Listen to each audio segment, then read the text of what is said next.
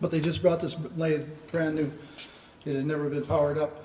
So we brought it over here and plugged it in, and we played with it a little bit. And my initial reaction to it is it's a well-built piece of machinery. It's nice and solid, it's heavy, it's got a remote, so it's robust. It's got an on-off safety, on forward, reverse, and a speed control, so that's nice. It's got a swivel head, sliding head. What else can I say about it? Variable speed drive, it's got 2 speeds, a low and a high. The low goes from 0 to 1350, so for big heavy offset stuff would be good, and the high speed goes from 0 to 3500. So Can you take your logo off so we can see the guess rest I can of the do camera that. angles? I'm sorry, yeah, thank you. I need all of that feedback I can get. Who made the lathe first? This is CWI Revoler, so they sell it here at Canadian Woodworker. They just brought them in. And Wayne was telling me that they were bringing in a whole line of wood turning tools probably by next month. There's some M42 and M2 steel, which sounds pretty good. They're coming in kits and individuals. And they've got a sharpening system that mimics the Wolverine system. So stay tuned. They're bringing in a lot of stuff. I'm sure you'll have more information for the next meeting too. So I guess without further ado, we'll just jump right into what we're here for this evening. So let's see, the last couple of years, I got to turn this on. The last couple of years I was turning different kinds of ornaments. So I started out a few years back with this very simple little bowl with a snowman and a Christmas tree. And then one year I made nativity scenes. So this is a multi-part split turning, and represents one of the shepherds. And I forget what year this was. I think this was 2019. Was my Christmas tree ornament with just using a parting tool. And it's amazing. Every year I've been making a few of these, and a few of my friends and family get them. I made 35 of these trees in 2019. Then I made these caroling snowmen. I'm keeping track now of how many I give away. And on these ones here, I think I made 60. And so there was 1, 2, 3, 4 parts to this thing. And they're just fun to make. Then the following year, I made these little Christmas bells. And I think, Jax, you're still making some of those. And last year was 2022. These are threaded acorns. I made 85 of these, and they're all threaded, and any of the bases can fit in any of the lids. By the time I got done making these, I knew how to make threads. And this year, we're going to do a little candle ornament. I had one here. Right here, Bert. Oh, right here. Yeah, so this is a candle ornament. I didn't realize I still had a picture of it up there, but that's good. So this one has got 1, 2, 3 parts, actually 4 parts counting the string, and I think they were a lot of fun to make. That's what my office looked like last week. Yesterday, when I was getting ready for this demo, I was in the shop and I thought I better just make sure all my tools are the way they need to be, so I spent an hour and I made 6. So they don't take long. And we all start, the idea is to start with a plan. So before I ever went to the shop, I made a little drawing, and that helped me kind of decide what I was going to do. It gave me the dimensions, rough dimensions. They don't have to be exactly, but when I was making this plan, I was thinking in my mind how I was going to do it on the lathe. And then when I got out to the lathe, I actually started making them, and I changed the plan a little bit. But this image will be in the recording, so when we post it, if you want to read the image, you'll be able to read it online. Okay, I'll get back up here. Okay, so what was my first step? Okay, first thing we do is make the candles. So a 3-part system. Let's see if this, we'll see how shaky this lathe is. If I leave it up there, it should stay there. So let's start with a blank of wood. Just a piece of wood. It doesn't have to be any special dimension or whatever. It just has to be bigger than 1/2 inch, or bigger than what you want the candle to be. and this can be any dimension. When I did the first planing, I was turning them and then drilling them on the lathe. And then I found out that, you know, if I drill these before I put them on the lathe, I don't have to stop and drill a hole through a little tiny needle or through a little tiny piece of wood. So I just take all my blanks and just drill a hole in it. And the key for that is when you're putting it on the lathe, you don't worry about finding perfect center as long as the wood's bigger than I've got a 1/2-inch step drive here, so that gives me a good reference. As long as it's kind of centered. The important part though is that when you bring the tailstock up, you kind of line up the hole that you drilled in line with the center line of the lathe, because it doesn't matter if it's off this way or this way, but if I don't know if you can see the hole in there, the hole's right there. So I kind of line it up with where the tailstock's going to hit and drive it in. Now I'm using a one-way live center. This lathe comes with a nice live center. It's got a 60 degree, I think it's a 60 degree cone. It spins really nice and free.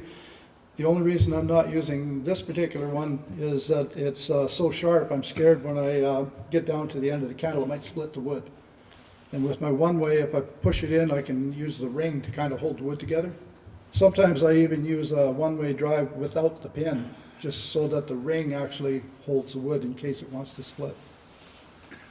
We'll see how we make out here.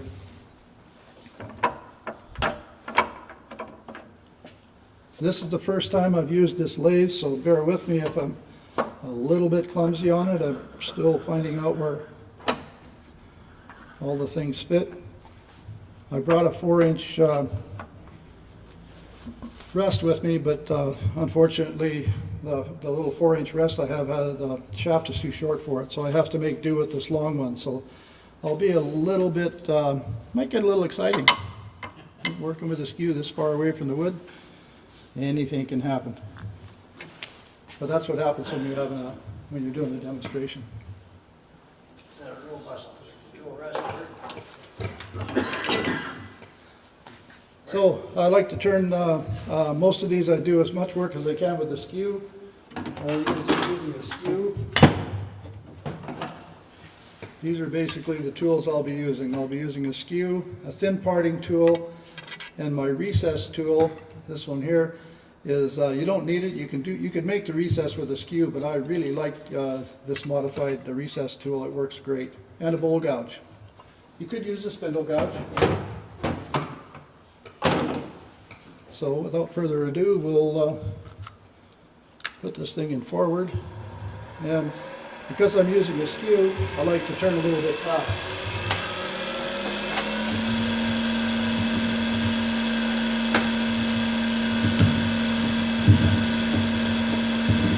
You still hear me okay?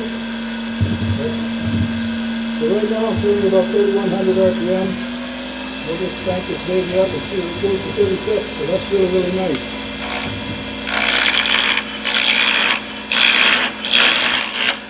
So basically all I'm doing now is just turning it around.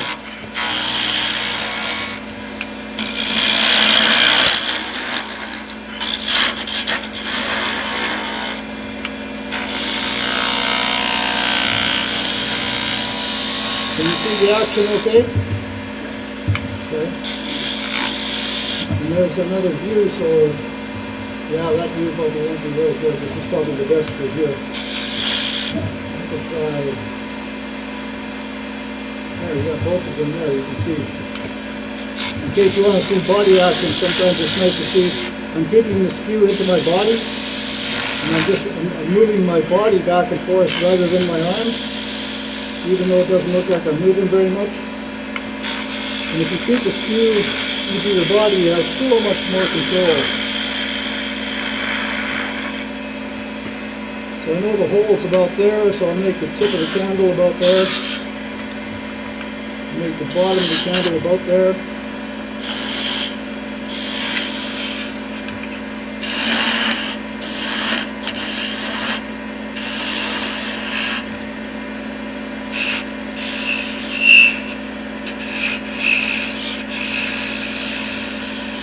And one thing that's really nice, if you get your skew sharpened up, And when you're making this many candles, you'll find out when your skew gets dull, you'll notice it right away. You probably won't notice it that it's dull. But if you stop and grab your little diamond hone and just touch up your skew. It doesn't take a lot of scrapes. Just touch it up a little bit. When you go back on the wood, you'll now all of a sudden find out what a sharp skew really feels like. And if you screw up one of these little pieces of wood, no big deal.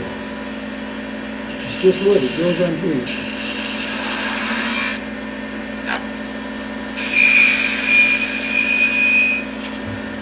There, I had a little bit of a catch there, and I gotta just clean that up a little bit.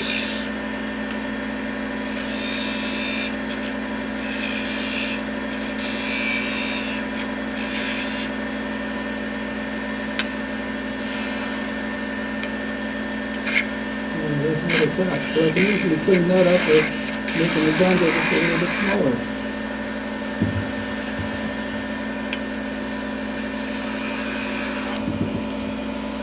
So that's one. That's a little bit fat on the candle, but not a big deal. What I really like about making these candles now is I don't ever stop the lathe. With the step center, it's spring loaded, and I can just put the point on there. Nothing's going to happen. I line up the hole with the point on the tailstock, and when I let it go, it starts spinning. And it's between centers, so it can't go anywhere. And it just rinse and repeat.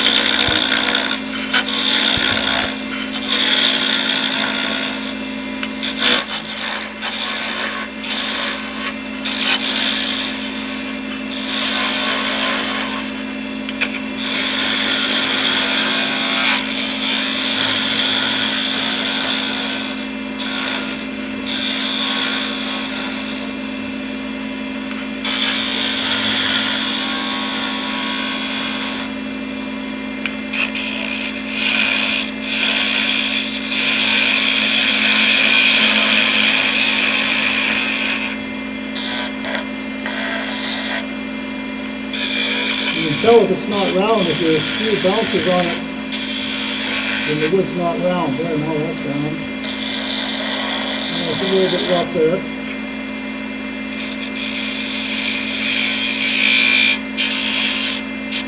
And you can see I hung up a little bit on the wood. That's the wood grain. So I was skewing along, really taking really nice fine cuts. And then the wood grain actually changed, and it changes the way it affects the skew. So you learn so much about tool presentation making these little tiny objects, because the grain is the same on a big piece as it is on a little piece. But on a little piece, if you screw it up, you don't really care. But you get the practice so that you know how the tools react.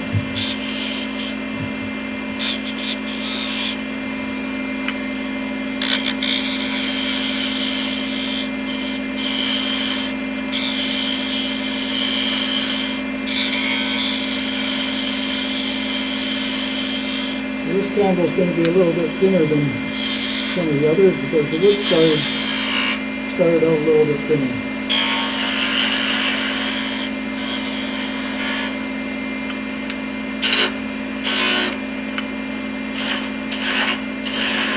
When I'm using the skew and coming off to the end, either end, I like to put a V-groove into the wood so that if you happen to skew along and you skip forward, it'll actually stop in that groove that you did and not run right into the tailstock. Or the headstock, whichever direction you happen to be going.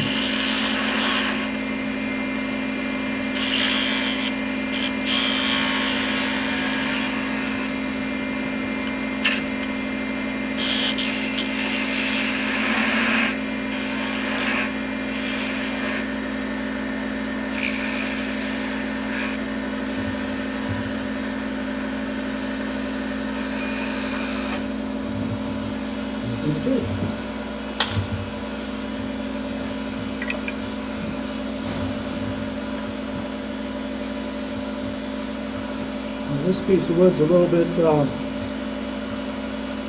wider on one side than the other, and the hole is a little bit off center, but that's okay. It doesn't really matter. It's going to be round here in a second. When you've got a skew, you can make anything round.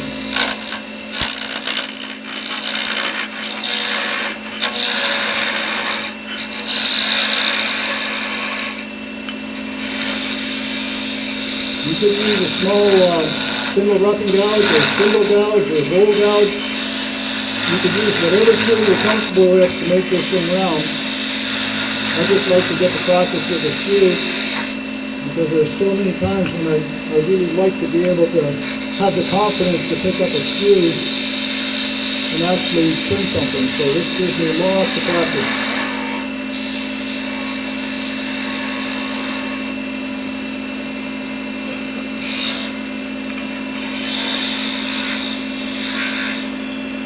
And this gives me the practice on making the flame.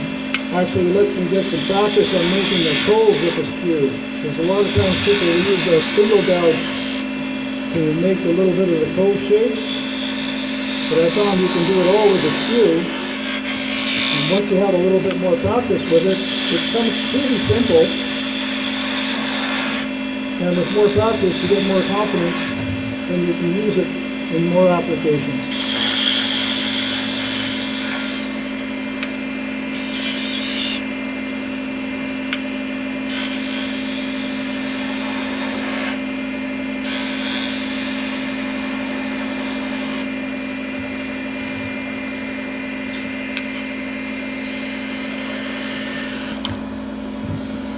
So there's three. And how long did that take to make three of these? Didn't take very long at all. So the next step in the process is we want to make Can I pass over those around? passes around.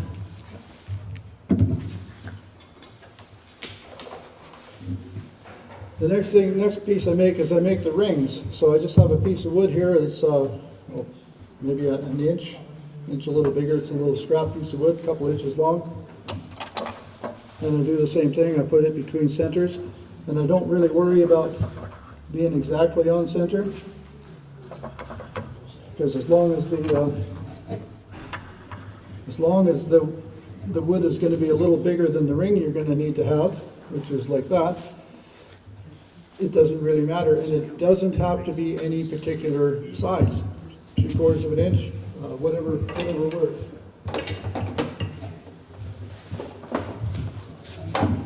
I'll use my 3/4 inch screw to get this one going.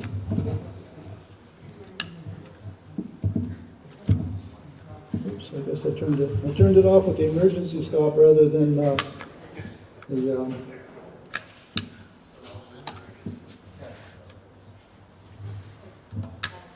go. It's one of the things, getting used to a brand new lathe. I have a knee bar on my hip now. When that screw, you start on-off switch, I just have to start learning to use the on-off switch on this lathe. Again, same thing, screw, anchor the tool, anchor it against the body, ride the bevel, pick up the cut. And what I like about using a screw is you can screw this way, and you can go back this way. You don't have to twist the body around or nothing, you can just cut in both directions. Same thing is you cut on the lower part of the screw, so the bottom curve.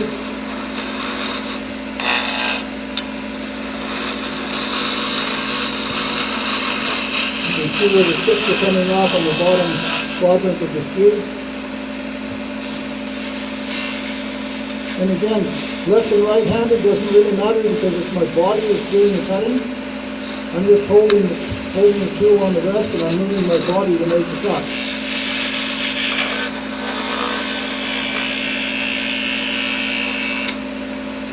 And it's amazing how smooth this thing cuts if you're cutting this way and cutting backwards. Well, some people say it's backwards. As long as the wood's coming off, it's got to be okay. So that's nice. Now I'm going to put a piece on here.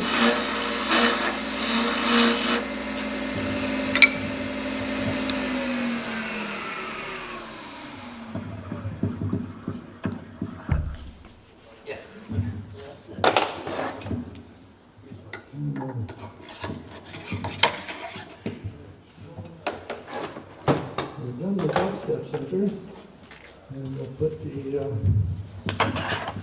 I've got a Talon chuck with #1 jaws on it.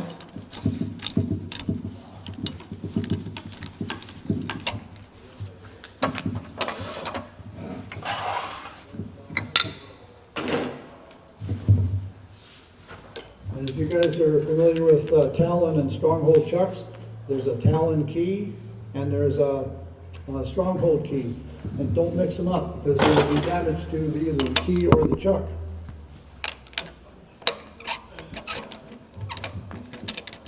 I don't know why they made them different sizes, but there is differences. When I go to tighten this up on the in the jaws, I like to make sure that I'm on center before I tighten it. That way, when we put the drill chuck in, the drill should be pretty much lined up already.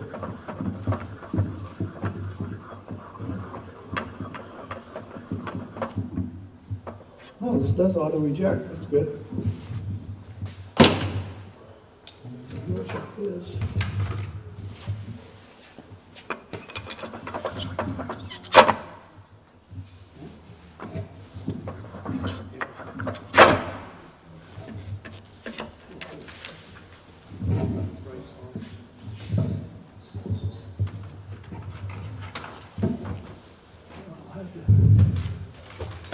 I have the drill bit in my hand a minute ago.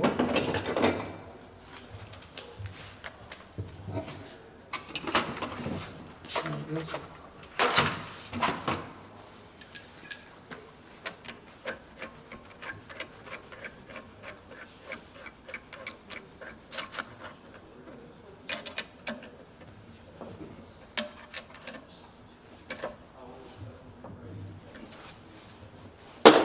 So we'll slow the speed down, way down.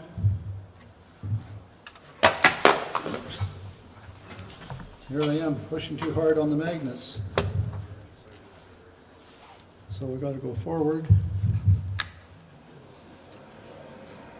And we'll slow it down to about 500 RPM or so. Lathe's got a tack, eh, Bert? The lathe has a tack on it right here, yeah. It's kind of a nice thing.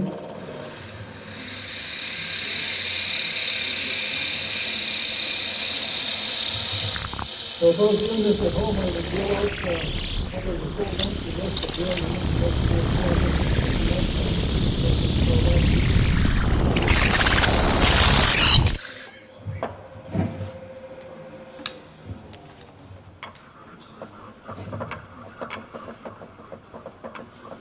This is kind of nice. It's got over 3 inches of travel. That's interesting.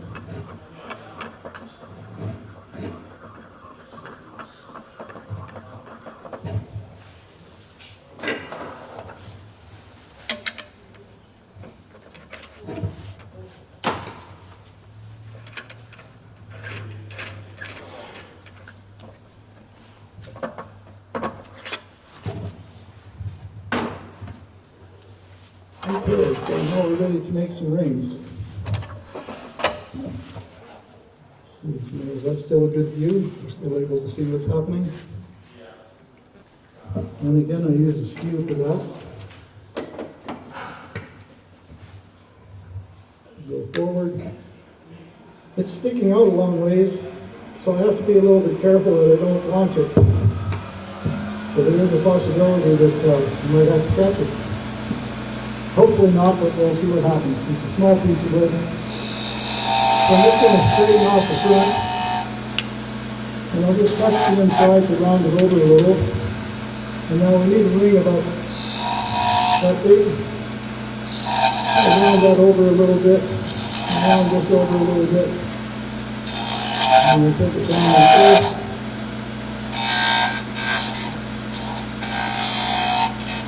And I'm going to take pencil, I have a pencil here.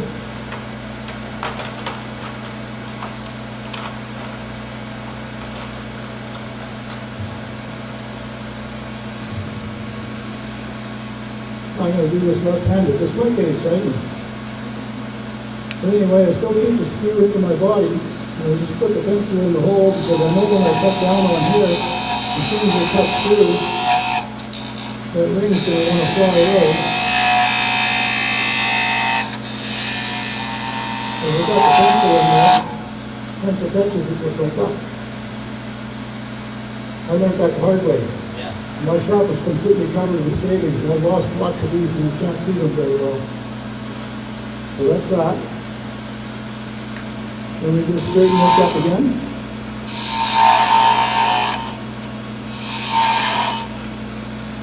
Come up the inside a little bit. You can round over this a little. Decide how big you want the ring to be. And then just start putting it on this side. And I did that on purpose. If you don't believe me, just ask me.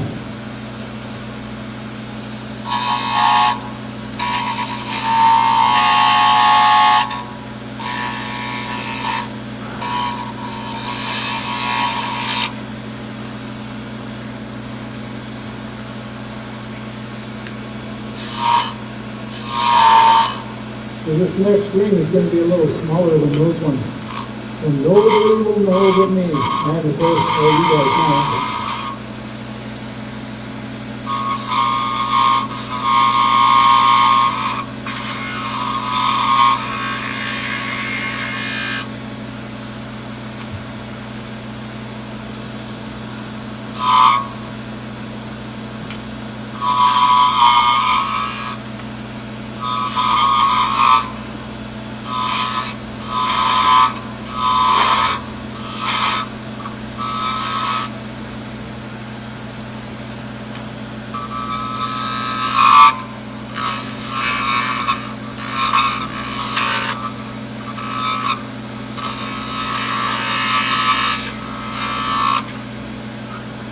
Maybe 3 rings.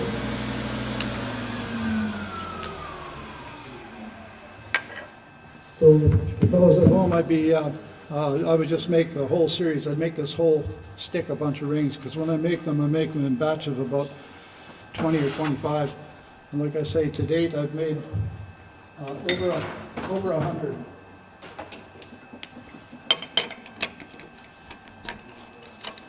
So that's step number 2. Give me those rings. Yeah. Do we have the,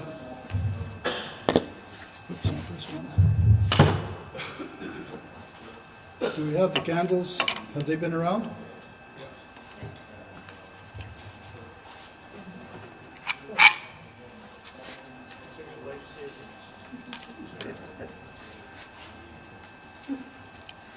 So the spindle lock on this lathe is screws in, and there'll be notches in there for them to screw into. So you just wiggle the lathe a little bit until you find out where it's at.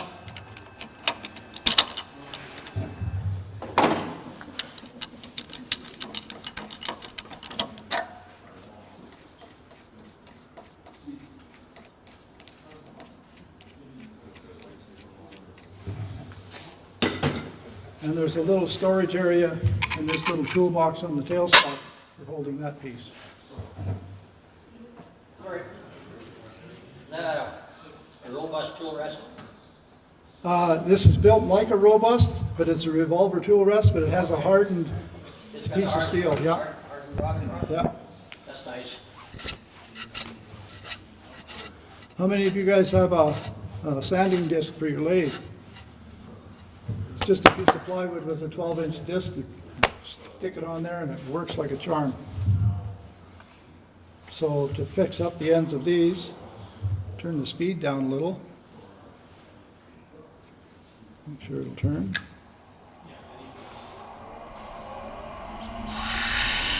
Just flatten the end off. And most real wax candles are not perfectly flat on the bottom, so putting a little chamfer on it doesn't hurt. Whoops, where did that go?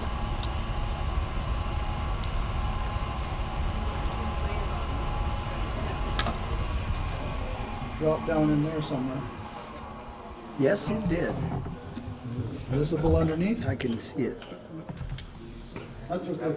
We can get it later. Yeah, I can't get it. I can touch it, I can't get it. Okay. Well, we'll worry about it later. But it's not going to jump out, so. Okay.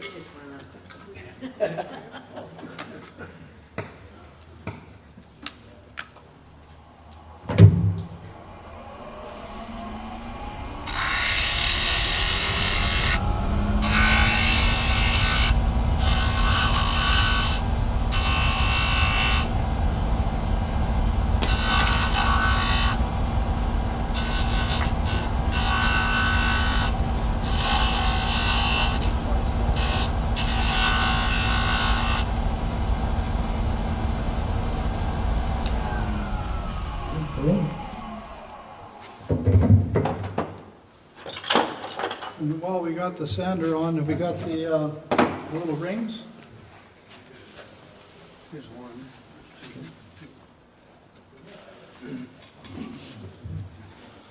So when I'm using the forceps to hold these, because I don't want to hold this with my fingers and burn my skin off, I use the forceps, but I don't put my fingers in the hole when I'm putting it on the sanding wheel, because I don't want something bad to happen. So I don't put my fingers through the finger holes. I just hold it and squeeze it like that.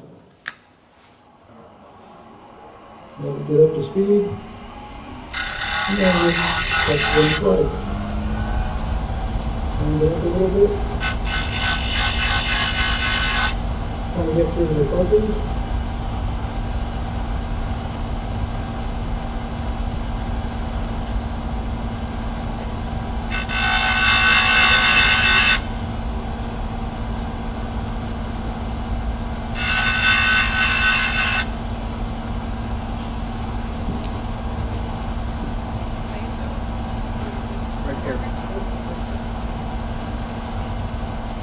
Now, if I'd have been in my shop, I'd spend 15 minutes looking for one because there's 6 inches of shavings on the floor.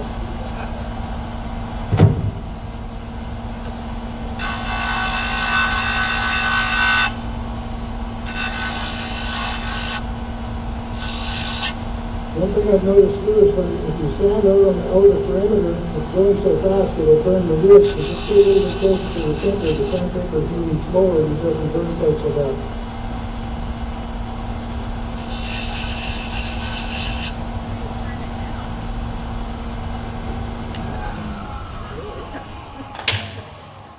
Okay, so that's 3 of those. Heckling. Heckling's allowed. I don't mind hecklers because I can't hear anything anyhow. And if everybody's laughing, well, then I think they're laughing at my jokes, and that's really, really good.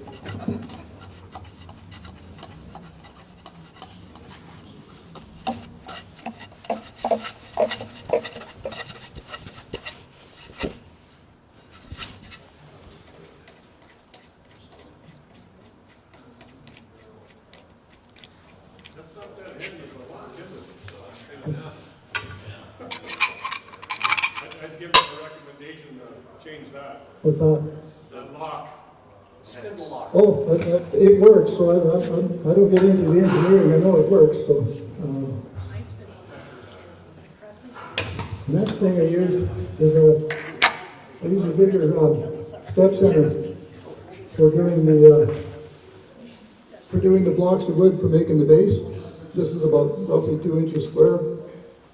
This scrap is probably 1 inch thick. I've made them with 3/4 inch material and still make 2 bases out of 1 piece of wood.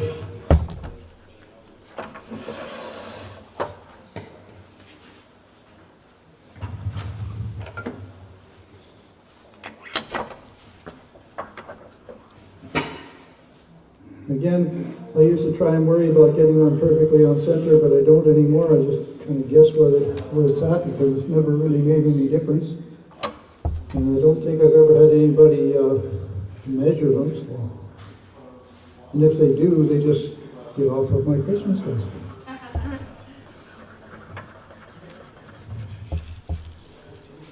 So what I do here is I don't worry about anything other than just making it round. And then because it's cross grain, I'll use a hole gouge. And that looks a little bit funny angled for some reason. The block itself might be, there, that's a little better. Oh, there's something not right there.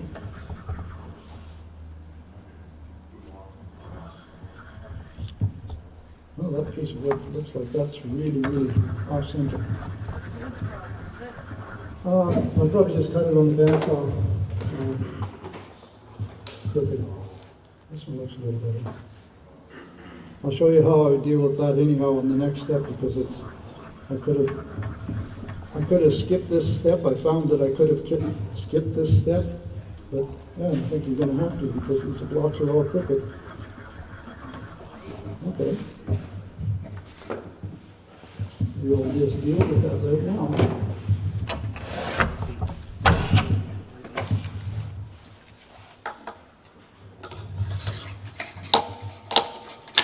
One thing that's really nice about the slide hammer that's with this machine, it's actually a slide hammer. So you can push this up against whatever you're going to try and drive out and just use the hammer on it instead of slamming the whole block. So it's kind of a nice feature. That reminded me of my mechanical days, because I've got a great big heavy slide hammer that I use for that kind of stuff. So now we're going to make a believer out of this block of wood. It might have been a little bit crooked before, but we have the technology.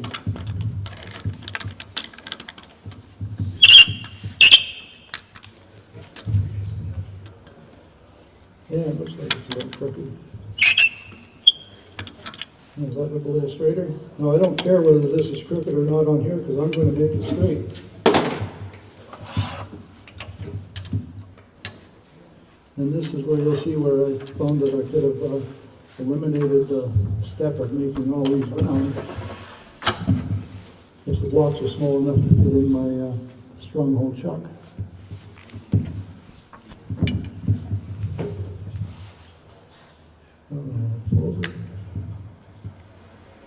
Speed up to about 2,000 a bit.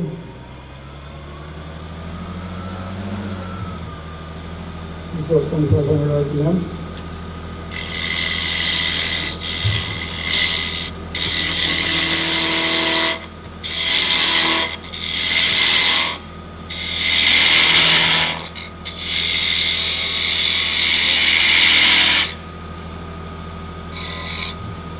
You just take a look and see if that's round. These magnets are not holding this on as good as I expected it. Yeah, so that's round. Let's come down this corner over a little bit.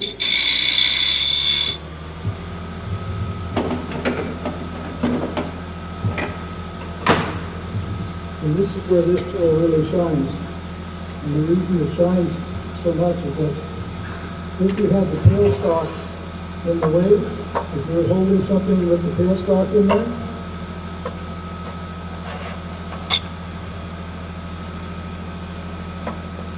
I'm not going to put the tailstock all the way in there, but if it was in there holding something. The tailstock while it's running? What's that? You should be doing push-ups because you're moving the tailstock while it's running. I do a lot of things. So you can tell by the angle of this, I can kind of get in here. This is a little bit small. So I would push my fist to push this out a little bit. And this isn't gonna work to make as small of a recess as that I want to make in here. But if you had making a bigger recess, this tool lets you get in beside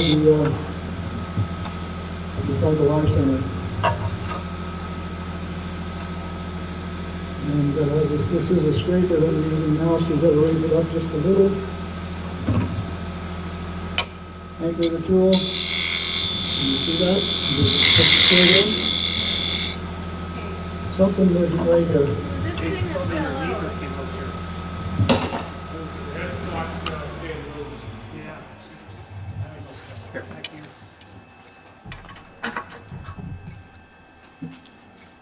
Okay. Try that. Good, thank you. Yeah, I thought there was something wrong when I could pry the headstock up. When you were doing the two things, I think that was probably what put you out of. That's very possible. Again, we're learning something. It's the first time this lathe has been in operation, so we've learned some things. Yeah, we're a little bit off the end of the lathe here a little bit too. Okay. So I don't know if you can see the little bit of the recess that's in here. The recess is about, not quite an eighth of an inch deep. I like to make them a little bit deeper than that. Get it up to speed.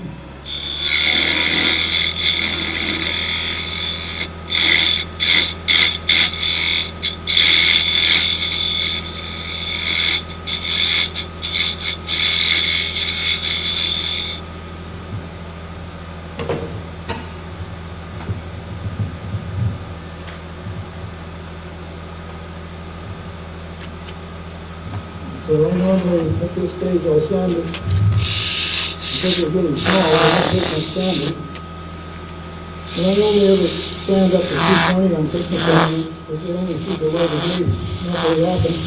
And if you put a good coat of friction polish on it, and a little bit of lacquer, then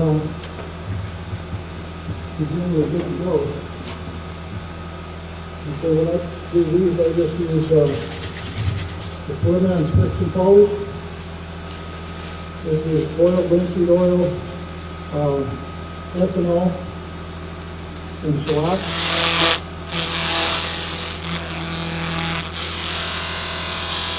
Put it on, put it in a piece of paper long enough for your fingers to get warm, and then you're done.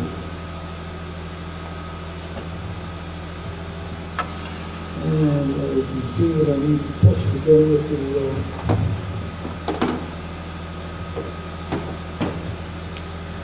need to touch the inside of this. I don't have as much light on this as I do in my shop, so I didn't quite see.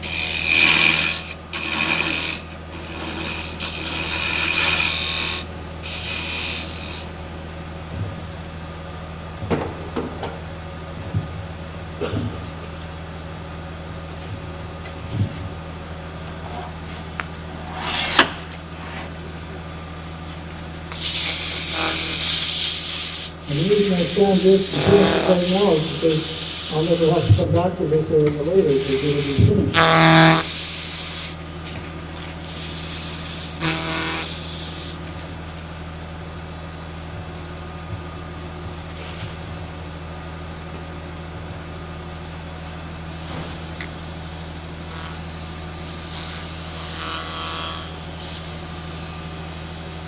It doesn't take very long for this stuff to get really nice and warm.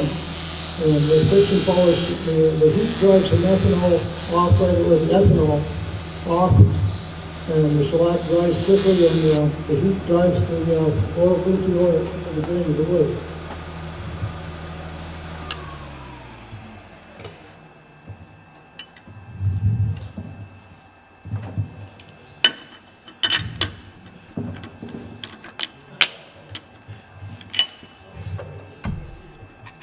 Now we'll just jump on to the next step.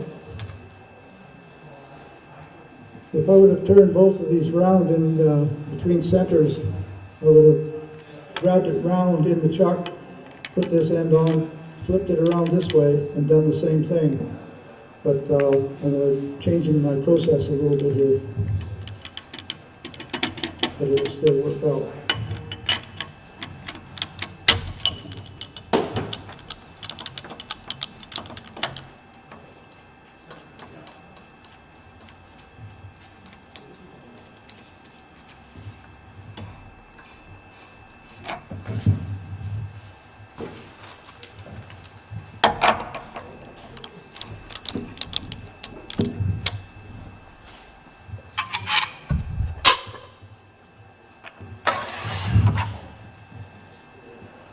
now we'll put this on small chuck, the expansion load.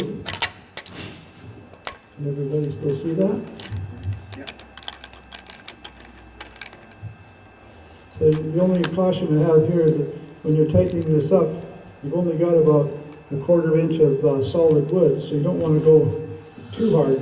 And you don't have to go too hard, because we're going to take really light cuts and make it round, and then we're going to part it off.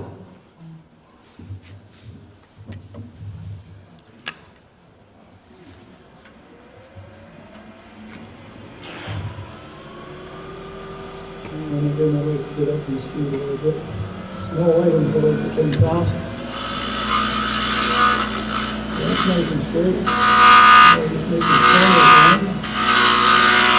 Nice light cut.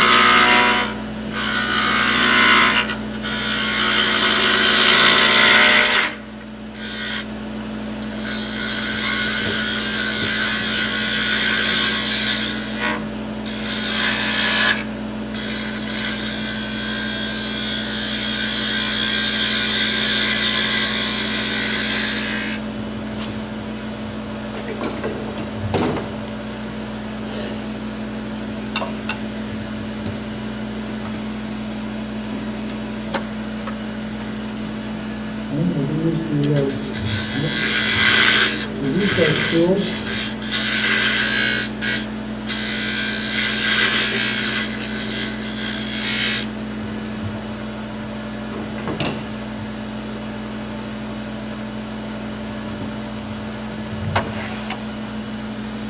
A little bit of sanding on here.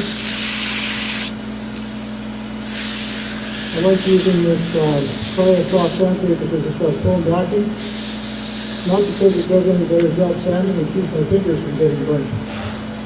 So a little bit of foam on the back helps dissipate the heat.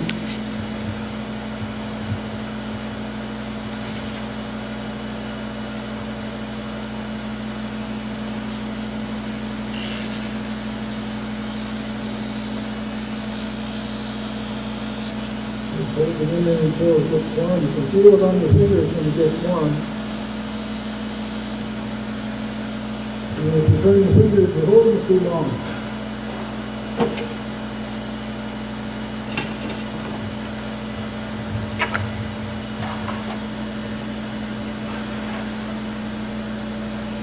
So normally I would have a shorter tool rest, because when you go in and part this off, and this might vibrate a little bit because it's fairly long, but we'll take a fine cut and see what happens.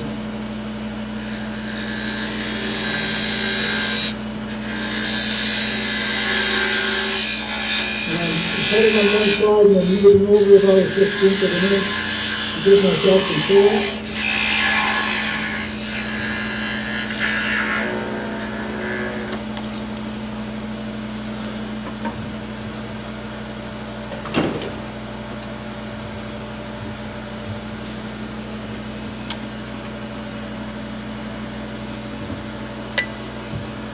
First thing I like to do is break this edge, because that edge is like it's razor sharp. I break the edge, and now I'm going to make the shape of the base. And it's just bolt out first, make a little flat, and I like to make a little concave in the center. It doesn't have to be much, but it shouldn't be flat. It should be dished in just a little bit, right where the candle's going to sit, and I'll explain that in a minute. So the only critical thing here is when you're shooting this inside out is you gotta remember there's a mortise on the other side.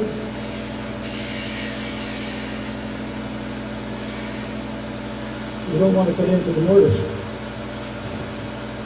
And don't ask me how I know that. I learned a lot on making the first one of these.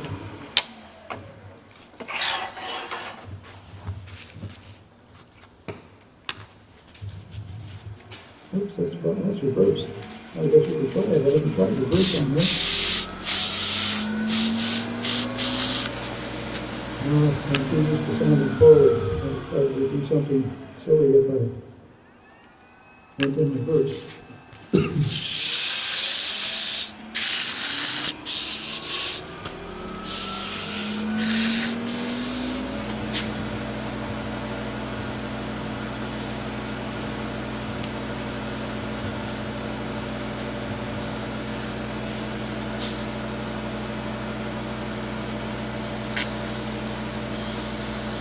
You probably noticed I'm putting strictly polish on everything, but before I'm done with this particular piece, I'm going to take a tool and just clean off that little disc area in the center so we have wood on wood for gluing.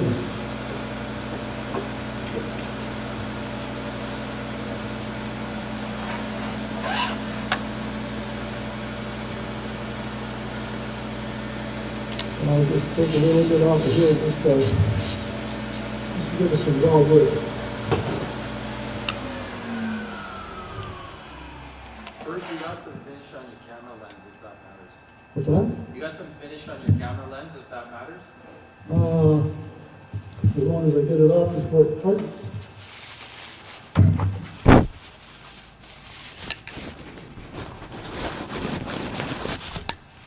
That's better. Okay. Thank you.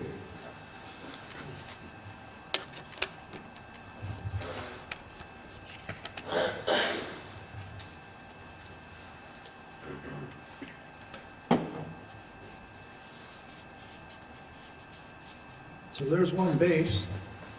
I'll make a couple other bases here while we're at it. So that one block of wood made the first half. This second block is half done already. Just catch it on the inside.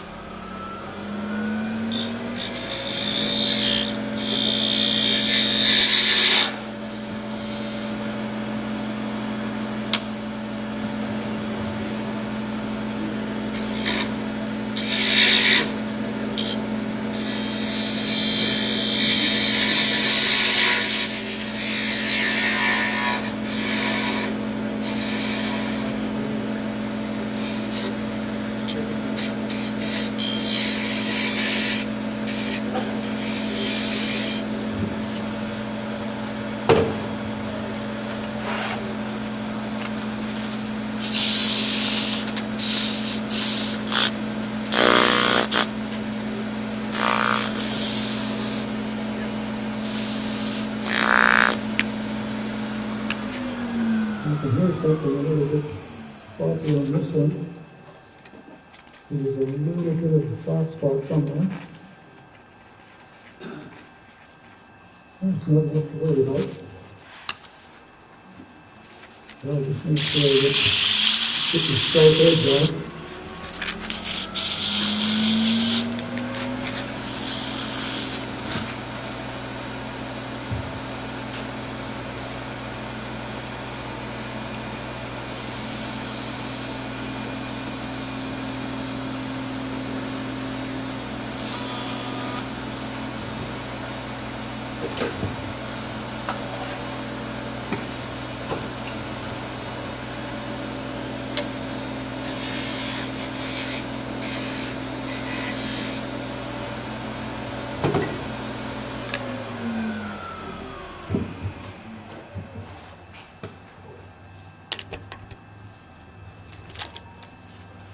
There's number 2.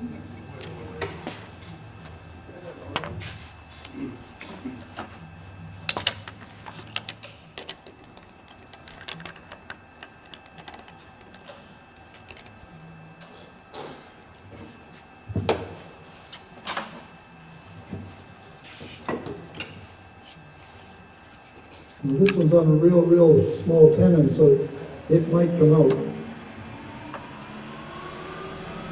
But we'll just take real light cuts and see what happens.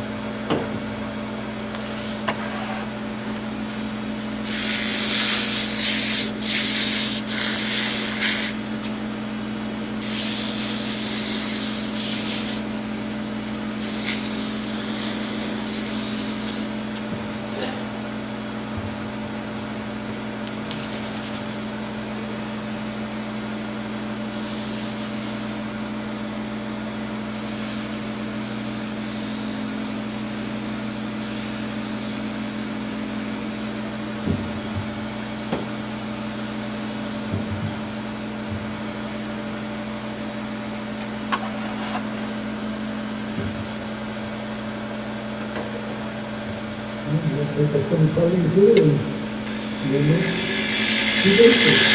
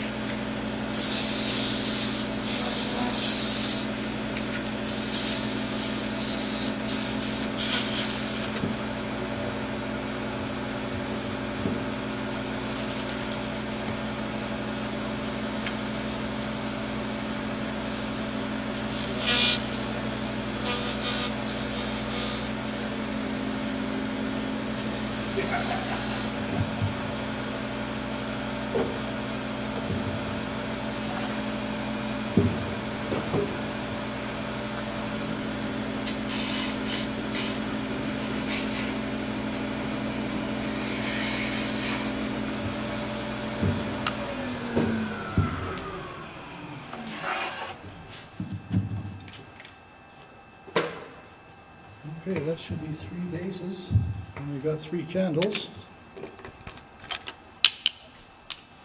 I could make a 4th one, but we've only got 3 going here, so let's go with that.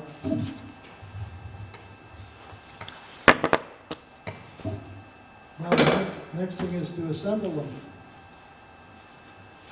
And I like to use a product called Tight Bond Quick and Thick. And the reason I like to use it is it's thick. It's designed for holding moldings and things that don't have perfect joints. I know there's lots of discussion over any glue on wood, end grain to cross grain, and how much strength they have. But what I've found is that if you take a daub of glue and you put it on a piece of wood and let it dry, if you ever tried to take that daub of glue off, it's tougher than hell. It'll break the wood, even on end grain. So for a Christmas ornament, I've never had one of these break. It's more than enough strength to hold a Christmas ornament. And because this quick and thick is about twice as thick as the regular Tight Bond, you put a little dab in there, and it's like it slumps up. It slumps up pretty good. Like it's pretty thick. And the reason I like to have it thick is that it goes in and it fills that little cove cavity with glue. And I push it together and wiggle it a little bit. And just like with any other Tight Bond product, you hold it for 20 or 30 seconds and it starts to tack up by itself. So you leave that for about 15 or 20 minutes.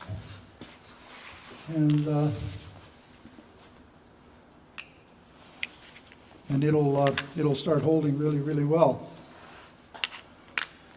And one of the things I noticed too, that I don't worry about the sizes of these too much, because I know when I made the candles, I never made them all the same size. So this one happens to have a little smaller divot. Well, I would just take a little smaller candle to put on it. And if I didn't, I could put the smaller candle on the big divot and kind of center it. And if anybody questioned it, I would say, well, that candle was smaller than the other ones when I bought it. I wonder if we can get that other one out of there.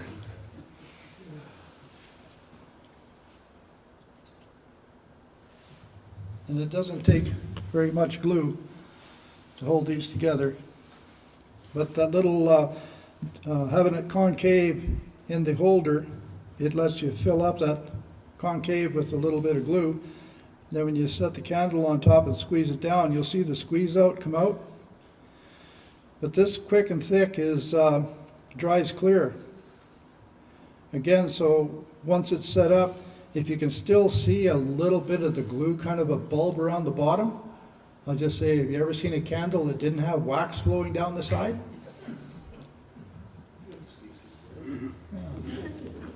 Pick your friends. You gotta be creative sometimes.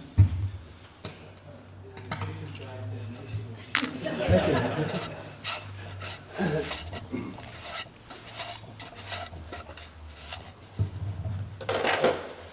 Okay, well, we'll just doctor this one up while we're at it.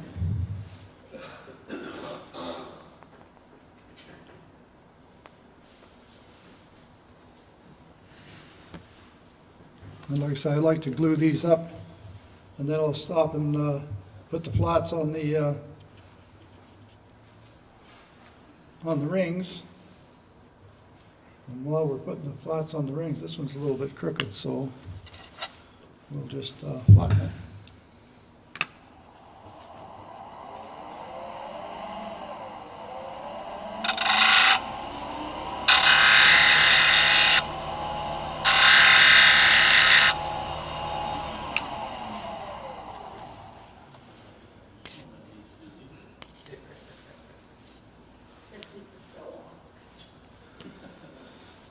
Some people use medium thick CA glue for this, and it would work just as fine.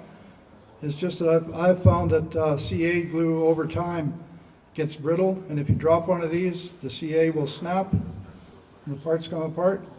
But if you use Tight Bond or any PVA glue, once it sets up, it sticks like poop to a wool blanket. So now the next thing you do with these rings is you need to put a flat on the ring so that it has some place to register against the side of the candle. So I just grab it with the forceps, making sure I don't have my fingers in here.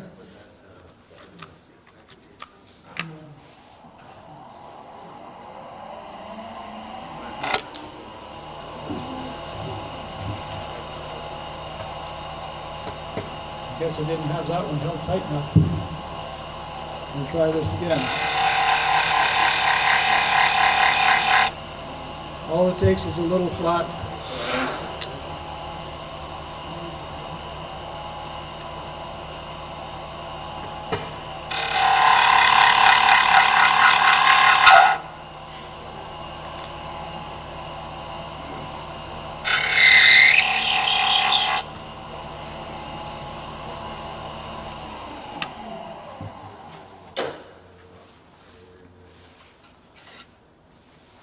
And now these are set up.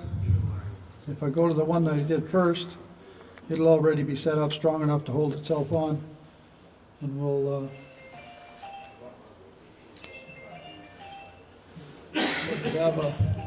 put a dab of quick and thick on the flat and a little bit on the bottom where it's going to fit in the base. And when I line these up, I like to line the ring up to somewhere in line with the hole, and so that when it hangs on a tree, chances are it's going to kind of hang straight. So you hold that on there just for a few seconds, and as long as there's a good contact with the wood and the glue is squeezing out, once that glue sets up, it's not going anywhere. With the finish on the bottom of the tray, would the ring stick to the finish like that?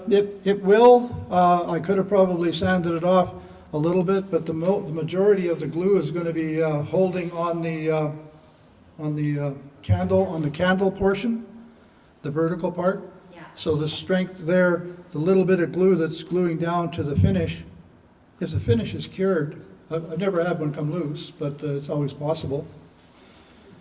And I didn't put any finish on the candle, so I got bare wood to bare wood on the ring. Yeah.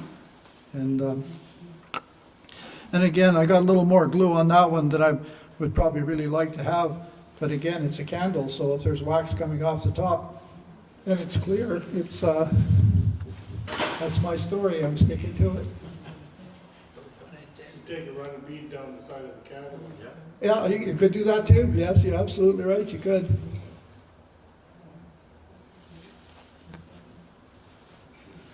Yeah, you're only limited by your imagination when you're building these. So how many people think they could go home and make one now? So Jeff, where's Jeff? I've got a challenge for everybody. I don't know if you've noticed on the table there, I donated 6 of these to the cross cancer, and I put the little cross cancer thing on the candles on the back. I think this one's got it as well. So there's 6 of these are going to Jeff to be donated to cross cancer. And what I'd like to do is, for next meeting, if we can get some people to volunteer to take some blanks, make some candles, and give them to Jeff at the next meeting. Jack, you want one? Putting the finishing touch is to actually put the ribbon in. And I don't know, I'm pretty clumsy when it comes to doing stuff like this. I can get sometimes I can get this thing threaded through. But if I went to try and tie a knot in here, there isn't enough hours in a day for me to turn 100 knots. So I use forceps, and these forceps just save the day. You grab the end of both pieces like that, you flip it around, stuff the forceps through the hole, grab the string by the very end, and just work this knot back up to the top. Pretty sneaky. And so that makes it really, really simple to tie these nice little strings on the candles. Did your wife show you how to do that, Bert? Sewing part? Well, she does lots of sewing, but I don't think she does the So wood, eh? yeah. So you can even see I'm so damn clumsy I can't even get the 2 ends lined up half the time, so you get them somewhere as close. Grab both ends, make a loop.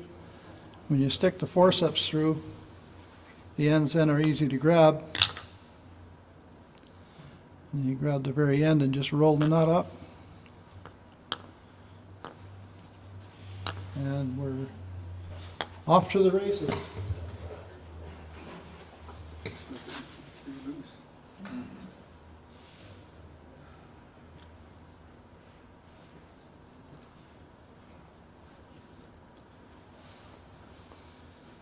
And I'm really surprised that somebody hasn't asked me what size the hole is.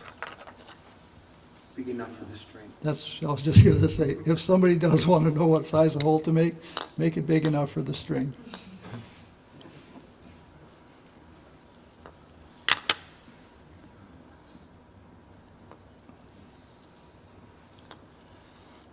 So there we go. We've got 3 little ornaments that can hang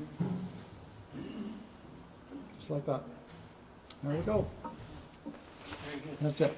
And so I guess these, Jeff, you can take these with the donations as well. They're not lasered, but they might as well go with the cross cancer ones. Alrighty, I'm done.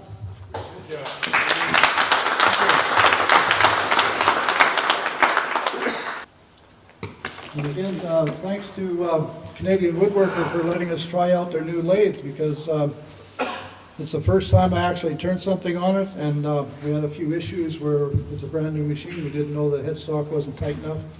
But as far as the machine, it turned nice and solid and smooth. Variable speed drive. Pretty nice little machine. Yeah. Okay. Hi, everyone. My name is Wayne Marin. So I've been at the store here. I know most of you. There's a few new faces I don't know, but we've been working on a new system of turning tools for about the last 3 years. For a lot of you fellows who've been in here over the last 10, 12 years that I've been around, you know that for the last probably about 5 years, our turning selection has been quite weak. But we've been working on it, developing this new line. We're pretty happy with it. Bert has given me some feedback. I think there's a couple of things I see that we probably need to change a little bit with the factory.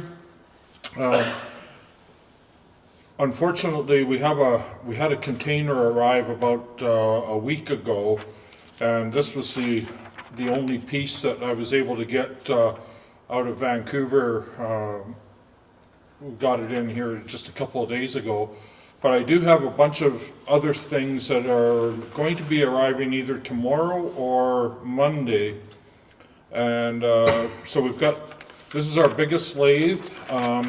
It's a 20 by 32 bed on it, 20-inch turn over the bed. It's got swivel head on it. The tailstock will swivel out of the way. We think it's a pretty nice little lathe, but we've got two smaller versions as well that are coming in. We've got a 12 by 20 and a 14 by 20. The 12 by 20, and these are all going to be variable speed lathes, same as this one. They're going to have the VFD on them.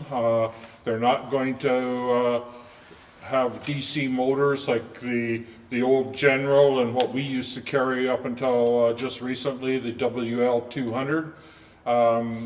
These all have a variable frequency drive, which we are changing pretty much all of our equipment to VFDs. Our new drill presses that will be in within about a month are going to all have variable frequency drives on them. The lathes are all variable frequency drive.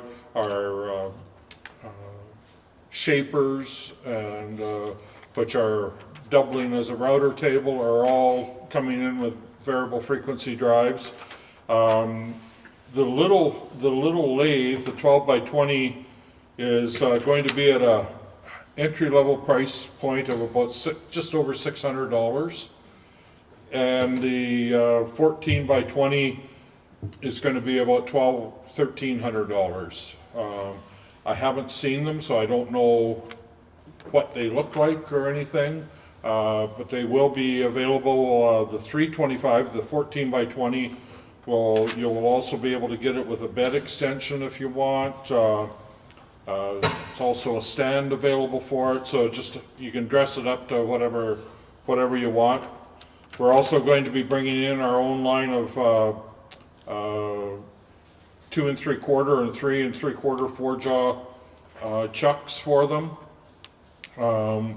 We're going to be bringing in tool rests, 4-inch, 6-inch, 8-inch, 12-inch, curved tool rests, and these all come without post, and then the post is sold. You buy one post and you can change the tool rest from onto the so you only buy one post. We'll have different size posts. We'll have a 3/4 inch and a 1-inch post. What else is there? There's face plates, and we're also bringing in from the same factory. Right now, we'll be bringing in some sets of turning tools in both a M2 and an M42 steel. M2 is again for price point. M42 is going to be more for people that are doing a lot of turning. It's a much harder steel, and these are all cryo, so they've been treated with freezing. I think that's about it, but next month I'd like to be able to have it here and show everybody what it actually looks like. But in the meantime, if you're looking for a lathe, like I say, or some accessories. We will have them available next week. Okay? Thank you. What's the price on this one? The price on this guy is $34.99, but for you guys, it'll be $31.99. Okay, so basically 10% off. Size on it. For your chucking, what's the? Inch and a quarter by 8. And Morse taper 2 for the tailstock.